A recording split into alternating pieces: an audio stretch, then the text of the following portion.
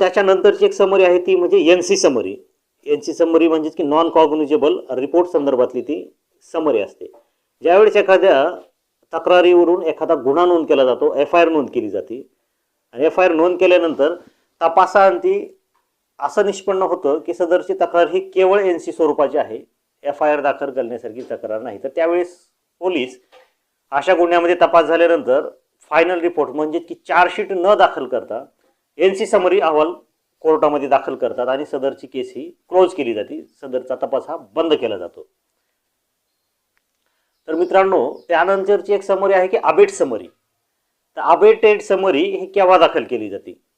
तर मित्रांनो, ज्यावेळेस एखाद्या गुन्ह्यामध्ये FIR नोंद केला जातो, एखाद्या गुन्ह्याचा तपास सुरू असतो, तपास सुरू असताना चार्जशीट दाखल करण्याच्या पूर्वीच त्यातील एखादा आरोपी किंवा त्यातील आरोपी हा मयत होतो, त्याचा मृत्यू होतो, त्याची डेथ होते. मग अशा परिस्थितीमध्ये जर आरोपीच मयत झालेला असेल तर आरोपी विरुद्ध दोषारोप पाठवण्यात काहीही अर्थ नसतो. सदरचा आरोपी मयत झाल्यामुळे सदर आरोपी विरुद्ध अबेट समरी कोर्टामध्ये दाखल केली जाते. आरोपीचा मृत्यू झालेला आहे म्हणून कोर्टाला माहिती दिली जाते व सदरची प्रोसिडिंग ही क्लोज करावी म्हणून कोर्टाकडे विनंती केली जाते.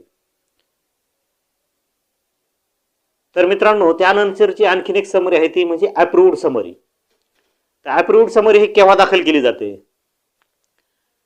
तर 174 CRPC प्रमाणे ज्यावेळेस अकस्मात मृत्यूची नोंद होती, अकस्मात मृत्यूचा तपास केला जातो, त्याला आपण ED म्हणतो, ADR म्हणतो थोडक्यात. त्या ED मध्ये तपास केल्यानंतर असं निष्पन्न होतं की एखाद्याचा अकस्मात मृत्यू झालेला आहे, एखाद्याचा अनैसर्गिक मृत्यू झालेला आहे, एखाद्याने विष घेऊन एखाद्याचा विष घेतल्यामुळे मृत्यू झालेला आहे, फाशी घेतल्यामुळे मृत्यू झालेला आहे, अथवा इतर आणखीन कोणत्या कारणामुळे मृत्यू झालेला आहे. परंतु अशा मृत्यूबाबत सदर मयताच्या नातेवाईकांची किंवा कोणाचीच याबाबतची कोणाविरुद्धही तक्रार नसते. गुन्हा नोंद करावा म्हणून कोणाविरुद्धही कुठल्याही प्रकारची तक्रार नसते. आणि म्हणजे थोडक्यात की अशा अपराधामध्ये गुन्हा घडलेला नसतो. तर त्यावेळेस पोलीस 174 CRPC प्रमाणे अप्रूव्ड समरी दाखल करतात आणि ती मंजुरीसाठी कोर्टाकडे पाठवतात.